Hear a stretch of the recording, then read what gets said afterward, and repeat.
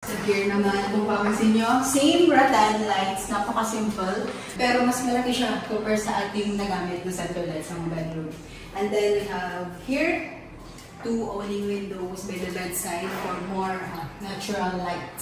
Papasok. And then kung mapapansin nyo, all bedrooms po natin is may switch both sides ends ng ating table for accessibility. Let's go to here. A very wide, spacious bathroom. So yeah, hindi siya yung typical na luwang na makikita natin sa ibang residential, especially bungalow.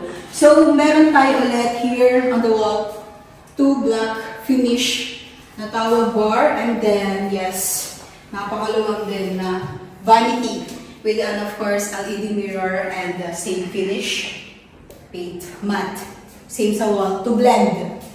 And then here we have also a shower area. Of course, meron din tayong here a frosted shower glass, and then a linear drain, same sa ating shared bathroom, water heater, shower head, and then niche. Of course, ito kung mapapansin po natin, naglagay po tayo ng grab bar, 2 grab bars, kasi ang mag-use po dito is mga matatanda rin po parents ng ating clients. So yeah, for accessibility, easy access pagpasok sa ating shower area. And para safe po silang gagamit.